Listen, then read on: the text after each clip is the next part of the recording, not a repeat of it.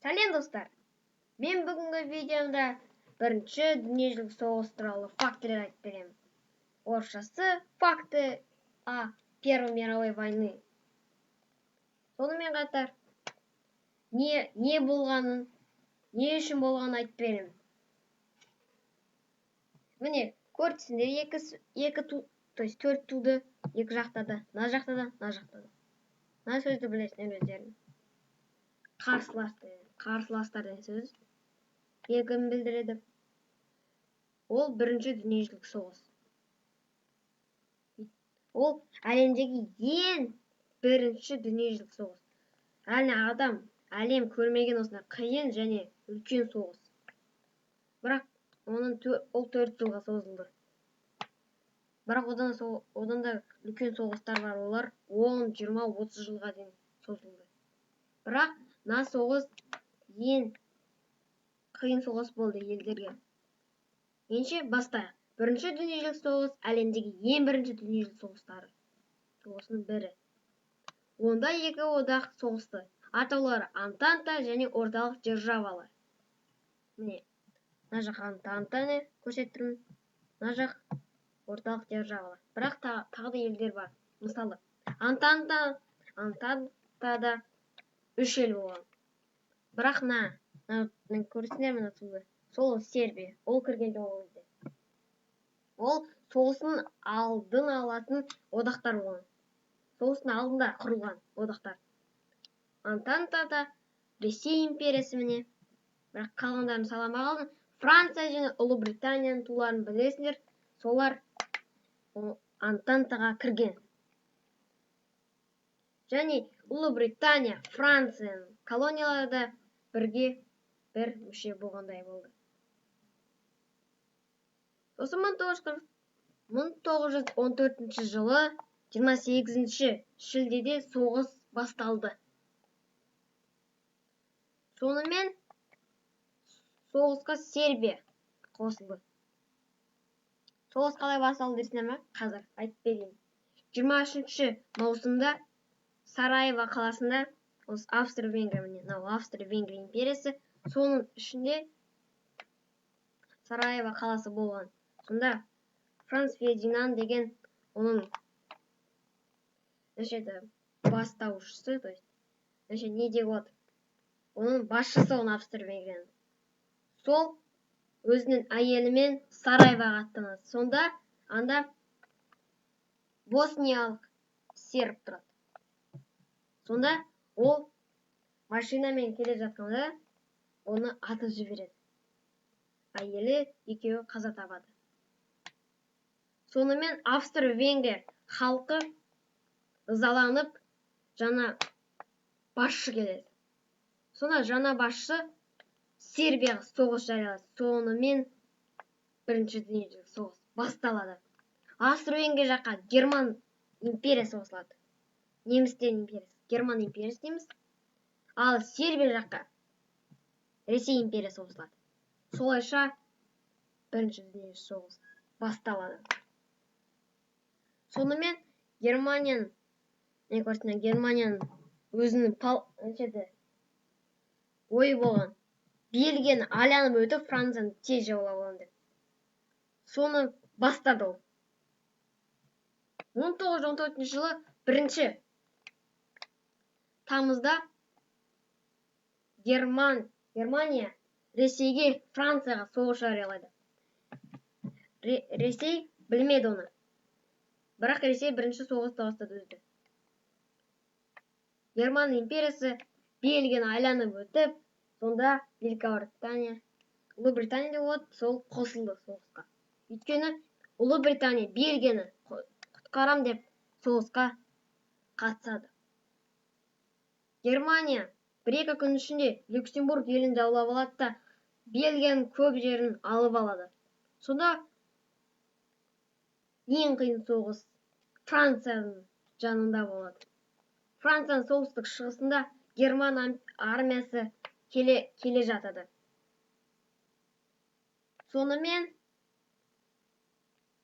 1914 жылдың қазан айының соңында Осман империясы соғысқа қатысады. қосылады деп болады. Ол орталық державаларға қосылады. Ол Ресей империясына, Францияға, Ұлыбританияға соғыс жариялайды. Бірақ Ресей империясы Осман империясын көп жеңген, сондықтан оны тез жеңу оңай болған. Кейбір Ресей армиясы оған оңай болды. Сонымен Осман империясын шығысын жаулап алды. Солай сол жерде соғыс тоқтады. Бірақ соғыс жалғаса берді. Ал Ұлыбритания Египеттен соғыс жариялайды. Сол кезде Египет Ұлыбританияның колониясы болған. Египеттен солтүстік Османская империяға қарай кетті бәрі армиясы. Олар Сирия еліне аттанбақшы. Бірақ Сирия ол Осман империясының құрамында болған. Сирияны жаулап алу үшін. Ақырындап жолы басталды. Соғыс жері Египет, Осман жері. Кувейт колониясы бұл Ұлыбритания колониясы. Ұлыбритания Кувейттен армия жібереді. Сосын Осман империясының Ирак колониясына қарай жылжиды. Сонымен Герман империясының өзінің колониялары болған. Мен ана видеоларда айтқам, Италия туралы кажется. Айттым. Герман империясының бірнеше колониясы болды. Африкада 4 болды. Шығыс германдық колониясы, Шығыс германдық Африкасы дейді оны. Сосын Намибия, Танзания, бірақ оланы шығыс деген және айтқам. Шығыс германдық Африка ол Танзания болған, Камерун болған, Того. Енді Австралия жақтағы. Солтүстік Папуа Жаңа Гвинея, Океания жақтағы кішкентай елдер, олар аралдар. Сонымен осылай Германияның колониялары соғысқа қатысады. Бірақ Океания жақтағы, Австралия жақтағы колонияларын тез жаулап алады. Өйткені Жапон империясы да соғысқа қосылады. Жапон империясы деп болады, Антантаға қосылады. Солай ол герман колонияларын Океания, Австралия жақтан жаулап алады. Ал солтүстік Жаңа Гвинеяны Австралия жаулап алды. Австралия бұл британдық колония болған.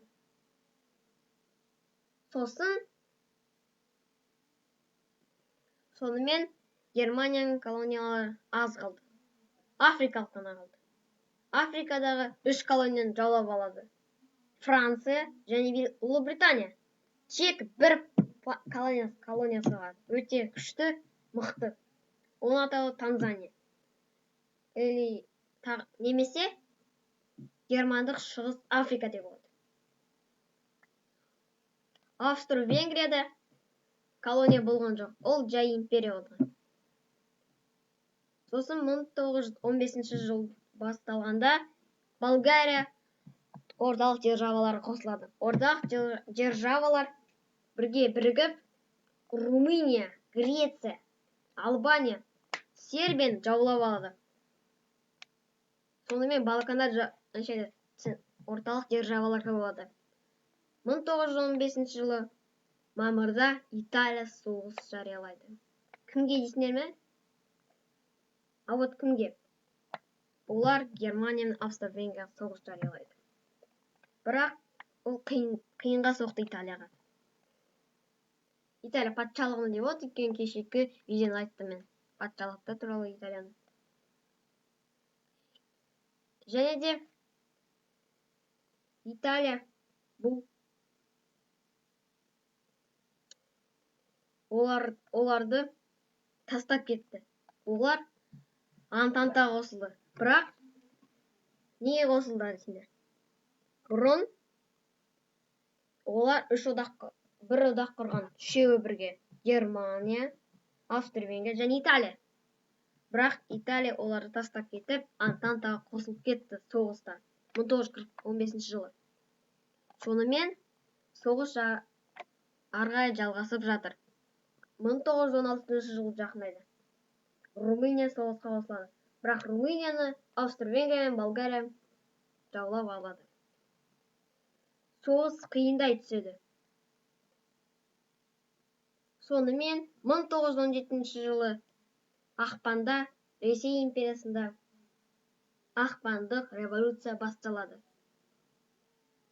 Ресей империясы Ресей республикасына айналады. Бірақ соғысты ары қарай жалғастырады. 1917 жылы қазанның соңында қазандық революция басталады. Енді ол соғысты тоқтатып, Ресей соғысқа қатыспай өзінің соғысына кетті. Ресей империясында азаматтық соғыс басталды. Сосын Ресей империясының ыдырауы Германия мен Австро-Венгрия және Осман империясына жеңілдеді. Сосын 1917 жылы 1917 жылы басында Америка құрама штаттары Германияға соғыс жариялайды. Өйткені неден дейсіңдер ме? Вот міне. Германия 1917 жылының басында қаңтар ақпан айында хат дайындайды. Хатты Мексикаға жолданды дейді. Бірақ оны Ұлыбритания тауып алып, енді Германия флот өтіп бара жатқанда Ұлыбританияға тоқтағанда Ұлыбритания халқы нені тауып алады? Хатты. Сосын оны ақш-қа жібереді. ақш содан соғысқа қатысады. Сонымен 1918 жылы қазан аяғында Болгария беріледі. Осман империясы беріледі. Австро-Венгрия беріледі. Және Германияда азаматтық соғыс басталады.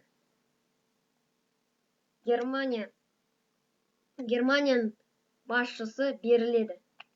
Сонымен 1918 жылы 11 қарашада соғыс аяқталды.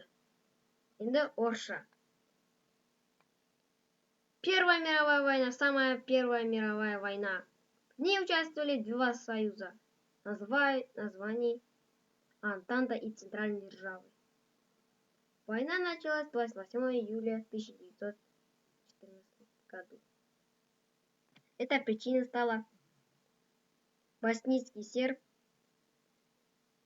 то есть застрелил Франца Фердинанда и его жену. Это случилось 23 июня 1914 года. Город был назван Сараево. И так началась Первая мировая война. Австро-Венгрия объявила войну с Сербией. Сербия вступила в Антанту. Антанта — это союз Российской империи, Британии и Франции. Потом вступила Сербия.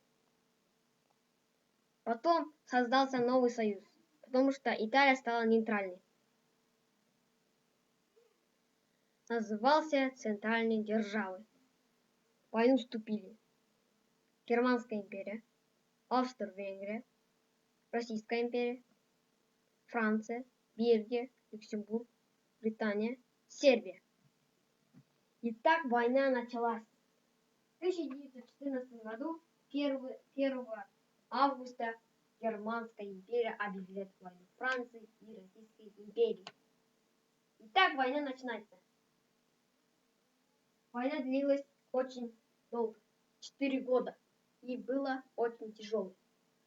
Германия объявляет войну Бельгии и вступает Британия на стороне Бельгии, чтобы защищать его нейтралитет. И так начинается кровопролитная и сильная тяжелая война. В 1914 году, когда заканчивается октябрь, Османская империя вступает на сторону центральных держав. Вот видите, вот это центральная держава, только два государства не хватило. Османская империя объявляет войну Российской империи, Франции, Сербии и Великобритании. Итак, Российская империя побеждает на Восточном фронте с Османской империей, против Османской империи. А Османская империя проигрывает на Южном фронте с британским Египтом, потому что Британия отправляет туда свои войска на помощь. И вот так. И британский Кувейт тоже объявляет войну Османской империи. Османский Ирак тоже объявляет войну Кувейту. И тоже вступает в войну. То есть эти, которые я сказал, Сирия, не сказал, ну, Османская Сирия, Османский Ирак были в составе Османской империи. И объявили войну Кувейту, Египту, всем странам Антанты. В 1915 году в войну вступили многие государства. Например, Япония, то есть Японская империя, Болгария и Италия. Болгария сразу же вступила после пакта, то есть о союзе Германии и Австро-Венгрии. Так и вступила Болгария. Потом Японская империя объявила войну центральной державы. Центральная держава был Германская империя, Австро-Венгрия. Османская империя была, еще Болгария, все. А на Антанте Сербия, Япония, Российская империя, Великобритания и Франция. На этом все. Пока что. Потом в 1915 году в мае Италия объявляет войну своим союзникам. Это Австро-Венгрия и Германия. Италия предала своих союзников. Когда-то они создали Тройственный союз и были мирными. Но Италия предала их на территории Австро-Венгрии и объявила войну. А у всех республик теперь были свои колонии. Но у Австро-Венгрии, Сербии, некоторые еще. Вот этих двух государств некоторых колоний. Еще Болгария, Румыния и Бельгия. Бельгия был тоже. И потом же у Британии, вы знаете, колонии есть, у Российской империи нет, у Франции есть. Но у Германской империи тоже было. В Африке 4, в океане, в Австралии немного есть. В Африке Танзания, Намибия, Камерун, Того. В океане маленькие островные государства и Северная Папуа-Новая Гвинея. Но Японская империя захватила этих колоний. Только в океане. Это называется, то есть маленькие, то есть, островки государства. Германские колонии сражались со всей силы. Северную. Не обращайте на эти звуки, пожалуйста. Ставьте лайки и подпишитесь на канал. Еще дальше давайте рассказывать. Все африканские колонии потеряли свои силы. Их захватили Британия и Франция, и Бельгия. Еще у Германии было 2 маленьких колонии в Африке. Но я не сказала. Это потому что они не. Сами ищите, то есть в интернете, узнайте какие колонии. Но некоторые я не сказал, которые только я сделал и знаю. И потом еще осталась одна колония Германии. Это Танзания. Он в Африке. Он только самая сильная колония и выдержала эту войну. Итак, давайте итогом. В 1917 году в феврале началась февральская революция в Российской империи. Российская империя стала Российской республикой. И потом же в октябре началась Октябрьская революция. Там были коммунисты. Россия сдалась. Россия покидала Антанту. Потом в Российской империи, началась Октябрьская революция, или можно гражданская война в России.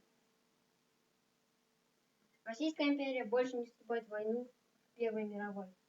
Он теперь Российская империя и Российское государство. И в 1917 году Германия отправила письмо Мексике о содружестве и объявила войну Соединенным Штатам Америки. Но эту запись подхватила Великобритания через флот. Потому что вот так было. Германия отправила, то есть со своим флотом идет армия. То есть потом его подхватил Великобритания случайно. Потом отправила США. Потом США вступил в Первую мировую войну. Потом в 1918 году в октябре сдался Османская империя, Болгария и Австро-Венгрия. Потом в Германии началось протесты против своего правительства. Правительство Германии, император, сдался и ушел от престола. И так война закончилась 11 ноября 1918 году. Мен достар мен сендерге айтып бердім. Бірінші дүниежүзілік соғыс туралы. Өте қиын соғыс туралы. Друзья, я вам рассказывал вот по Первой мировой войне. Это была самый сильный и долгий бой. То есть самый интересный войны. Достар, каналға жазылыңдар, лайк қойыңдар, комментарий жазыңдар. Ставьте лайки и подписывайтесь на канал. И пишите в комментариях, каких государств мне еще снимать. Всем пока. Бәріне сау болыңдар.